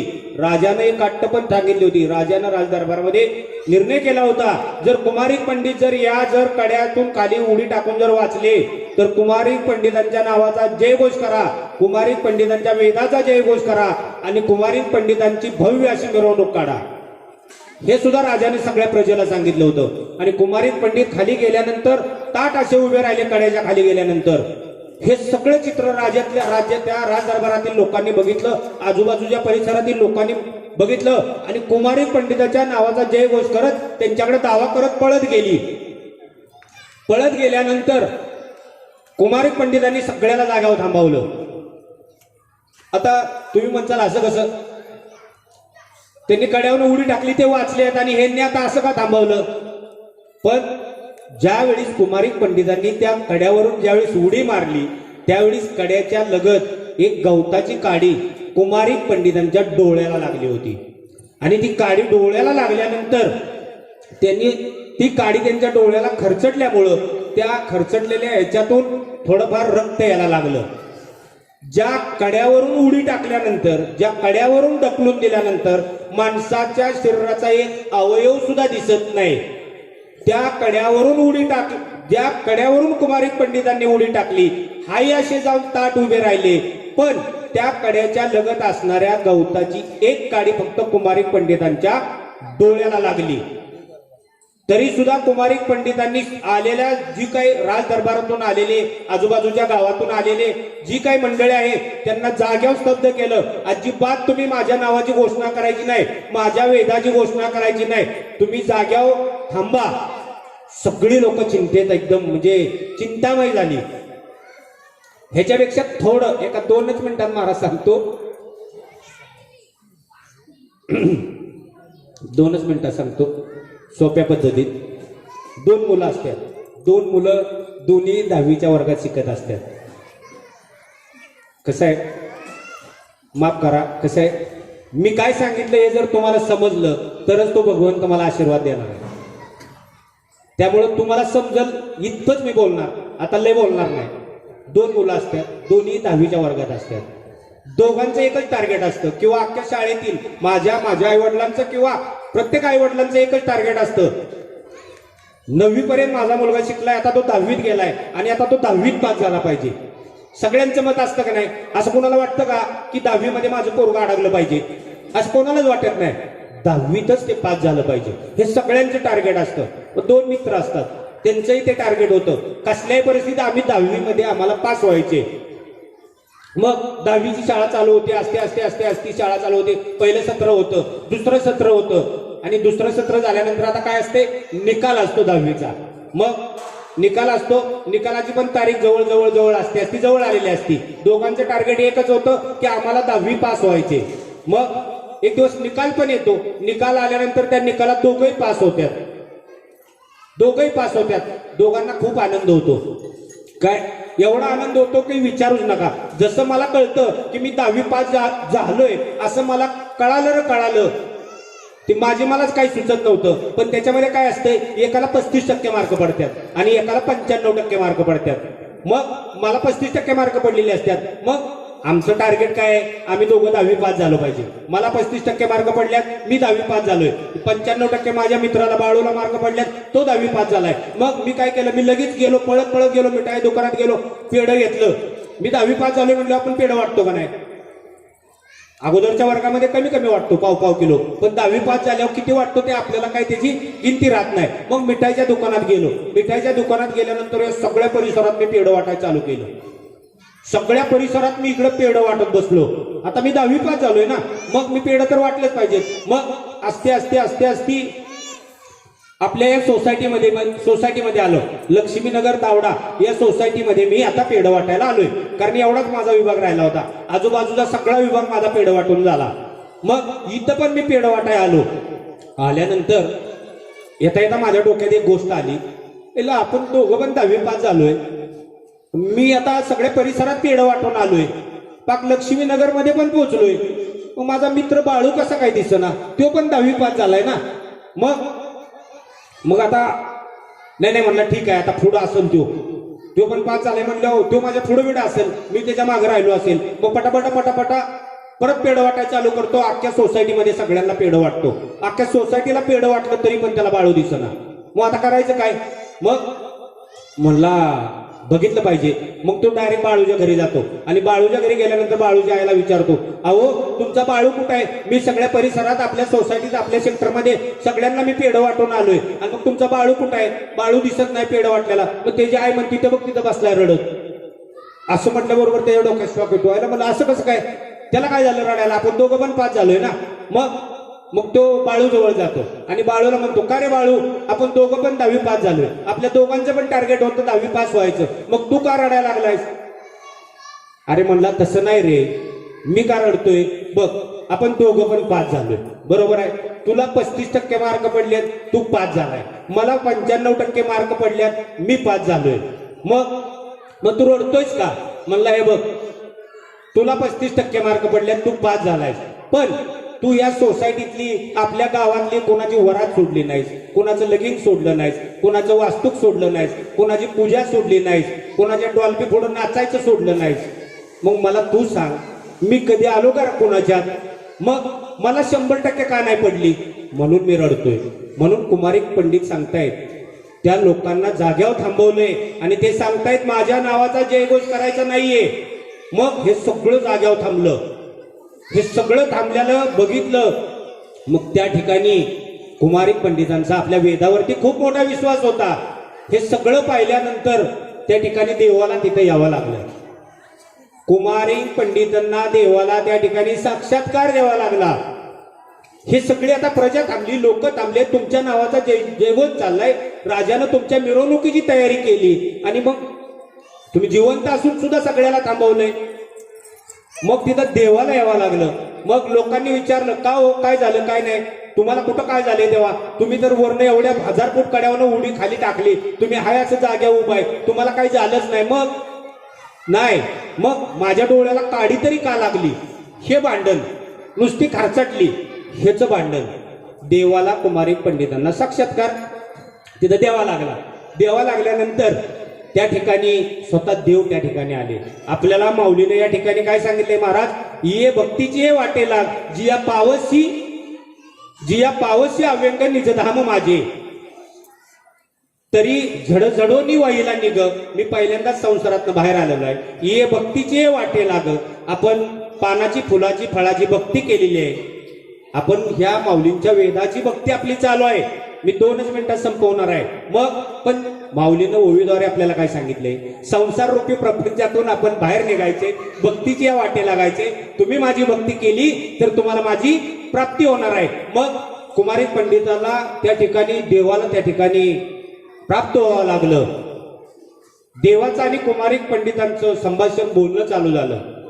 मग कुमारिक पंडितांना देवाने विचारलं, अहो काय काय झालं, काय हे सगळी प्रजा नाराज आहे, सगळी इथं आजूबाजूची सगळी या ठिकाणी नाराज आहे, असं नेमकं काय आहे? हे सगळं त्या ठिकाणी म्हणजे प्रश्न पडला हो, असं काय? मग कुमारिक पंडितांचा त्यांच्या वेदावरती खूप मोठा विश्वास होता. वेदावरती खूप मोठा विश्वास होता.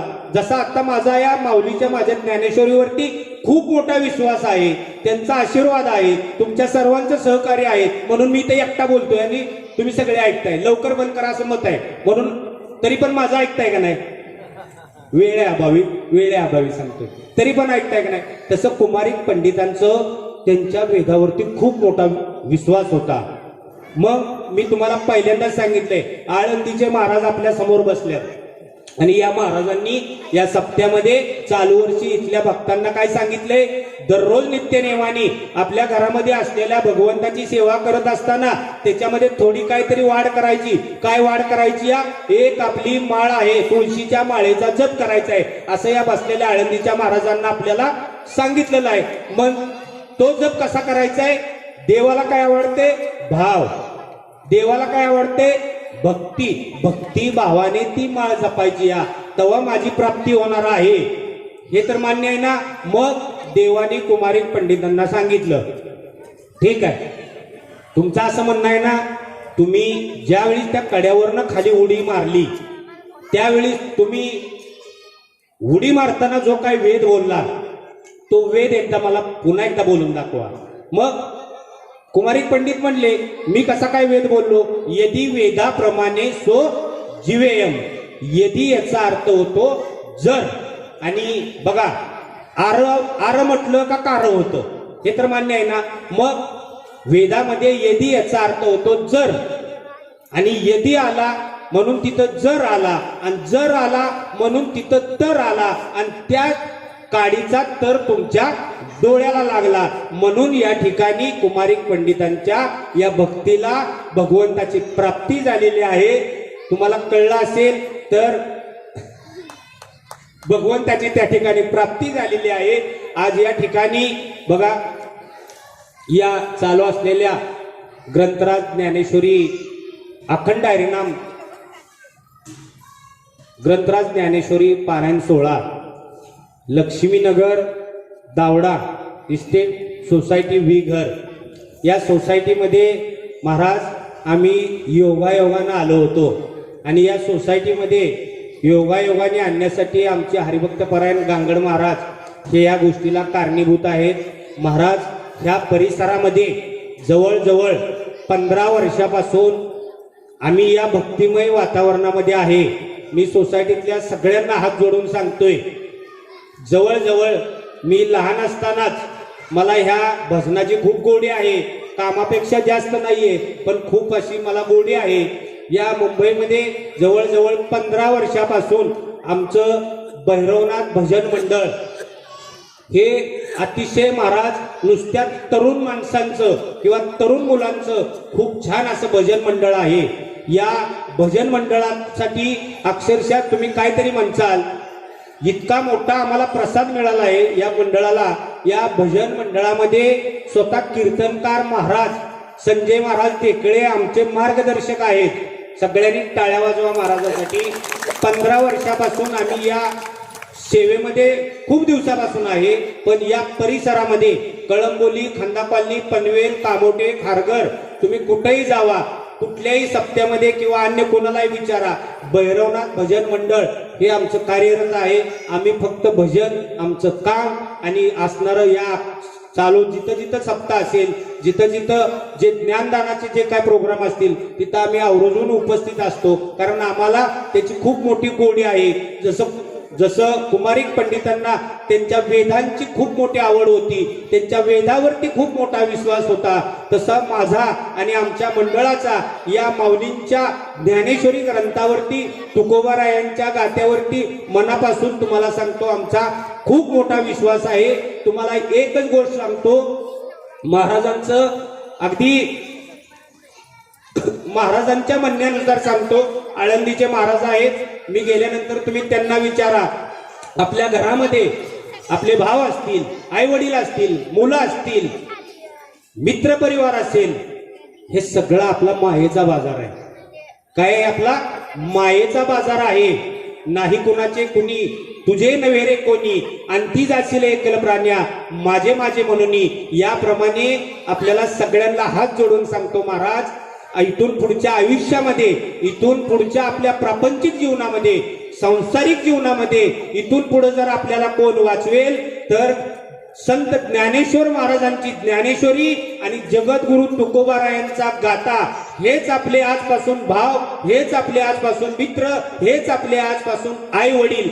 एवढी निष्ठेनं सेवा करा, एवढी भक्तिभावानं त्यांची सेवा करा, तुम्हाला प्राप्ती झाल्याशिवाय राहणार नाही। एवढंच या तुमच्या या सोहळ्यामध्ये, या अखंड हरिनाम सोहळ्यामध्ये आपल्याला सांगतो, या माऊलींच्या पांडुरंगाच्या समोर सांगतो। आज या ठिकाणी झालेली सेवा माझे सद्गुरू समर्थ शंकर महाराज रसाळ दादा, ज्यांनी या संबंध महाराष्ट्रामध्ये आणि या महाराष्ट्र राज्याच्या बाहेर या इंचगिरी संप्रदायाची स्थापना करून मला माझ्यासारख्या या छोट्या पामराला एक छोटा आशीर्वाद देऊन या तुमच्या या माऊलीच्या व्यासपीठावरती बसवण्याची मला ताकद दिली, आशीर्वाद दिला। त्यांच्या चरणी मी माझी ही छोटीशी प्रवचन सेवा समर्पित करतो आणि या ठिकाणी सेवेला पूर्ण विराम देतो आणि थांबतो। या माझ्या वाणीतून, माझ्या मुखातून जे काही खरोखर चांगलं गेलं असेल, एक शब्द जरी चांगला गेला असेल तर तो माझ्या गुरूंचा आशीर्वाद असेल, माझ्या सद्गुरूंचा आशीर्वाद असेल। माझ्या या बसलेल्या हे माझे भैरवनाथ भजन मंडळाचे सहकारी आहेत, माझे धनाजी मंडळ आहेत, धनाजी महाराज आहेत, राजू महाराज आहेत, गांगड महाराज आहेत, डेकळे महाराज आमचे महाराज आहेत, आमचे गुरुस्थानी आहेत आणि तुम्ही सर्व या सोसायटीमध्ये। महाराज 2च मिनिटात सांगतो, या सोसायटीमध्ये मी आलो भजनासाठी, असंच आलो गांगड महाराजांसाठी। ही सगळी महाराज मंडळी आम्हाला भेटली, महाराज पण तिथं आले, ही सगळी भेटली आणि बोलत बोलत बोलत आमचा विषय झाला। त्यांनी आम्हाला विचारलं, महाराज तुम्ही हे भजन कुठं शिकला किंवा कसं काय करता, हे सगळं एकमेकांशी आमची चर्चा झाली। त्यांनी आम्हाला जसं विचारलं असं मी त्यांना सांगितलं, असं असं आम्ही कळंबोलीत राहतो, आम्ही असं असं भजन करतो, तुम्हाला वेळ मिळाला तर तुम्ही आमच्याकडे या, तुम्ही आम्हाला जर बोलावलं तर आम्ही तुमच्याकडे येतो। आणि हे बोलत बोलत बोलत म्हणले, मग महाराज आता इथं आमच्या सोसायटीमध्ये आम्ही असं 4 वर्षापासून अखंड हरिनाम सप्ताह या ठिकाणी करतो। मग आता आमच्या सोसायटीतली पण या ठिकाणी मुलं वगैरे जरा काहीतरी म्हणजे आणि त्यांची प्रगती झाली पाहिजे, त्यांना पेटी वाजवायला आली पाहिजे, त्यांना पकवाज वाजवता आला पाहिजे, त्यांना तबला वाजवता आला पाहिजे, ह्याच्यासाठी काहीतरी मार्ग आम्हाला तुम्ही सांगा. मी पटपट बोलतोय, जरा माफ करा.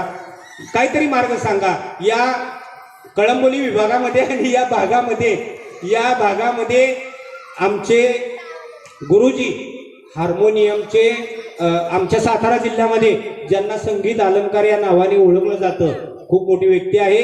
त्या गुरूंचे आम्ही हार्मोनियम क्षेत्रामधले, मी पण स्वतः त्यांचा चेला आहे, असे महाराज पण या ठिकाणी मला वाटते आज येणारच आहेत 100%.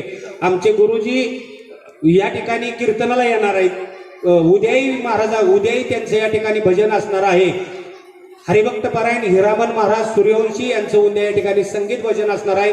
त्या गुरुजींचे आम्ही हार्मोनियमचे या ठिकाणी त्यांच्याकडे आम्ही हार्मोनियम शिकतो असं महाराजांना आम्ही सांगितल्याप्रमाणे या महाराज मंडळांनी या सर्वांनी मनावरती घेतलं. आपापली मुलं त्यांनी त्या ठिकाणी शिकवायला लावली आणि या सोसायटीमध्ये तुम्ही हा जो क्लास चालू केला, अक्षरशः महाराज तुम्हाला मी सांगतो, जरी तुम्ही आतापर्यंत जो 16 केला, जी काय अखंड हरिनाम सप्ताह करत आहात, या भक्ती करण्यातून जरी तुम्हाला प्राप्ती नाही झाली तरी महाराज या व्यासपीठावर बसून सांगतो, तुम्ही जी मुलं त्या महाराजाकडं किंवा या भक्तिमय वातावरणात आणल्यात, त्या मुलांना या भगवंताची प्राप्ती झाल्याशिवाय राहणार नाही. एवढा या माऊलीच्या चरणी शब्द देतो आणि थांबतो. पुन्हा एकदा आपल्या सर्वांचं, सोसायटीतील माझ्या माता भगिनी आहेत, माझ्या सर्व बहिणी आहेत किंवा माझे सर्व सहकारी आहेत, आपल्या सर्वांचं पुन्हा एकदा मी व माझ्या गुरूंच्या वतीनं, माझ्या मंडळाच्या वतीनं पुन्हा एकदा आपल्या सर्वांचा आभार मानतो आणि थांबतो. पुन्हा एकदा माऊलींची ओवी आपल्याला वाचून टाकतो. तरी जडजडोनी वाईला निघ ये भक्तीची हे वाटे लाग, जी या पावसी अव्यंग निजधाम माझे. माऊलीनं सांगितलं होतं, संसाररूपी जीवनातून बाहेर निघ, संसाररूपी जीवनातून बाहेर निघाल्यानंतर माझी भक्ती कर, माझी भक्ती केल्यानंतर माझी प्राप्ती झाल्याशिवाय राहणार नाही. आणि त्याप्रमाणे मला येईल अशी तुम्ही येईल अशी एडी वाकडी भक्ती करा, भगवंताची प्राप्ती होईल. आणि या ठिकाणी सेवेला पूर्ण विराम देतो आणि थांबतो. कुंडलिकावर विठ्ठल, श्री ज्ञानदेव तुकाराम, पंढरीनाथ भगवान. 1-2 मिनिटं खऱ्या अर्थाने तरी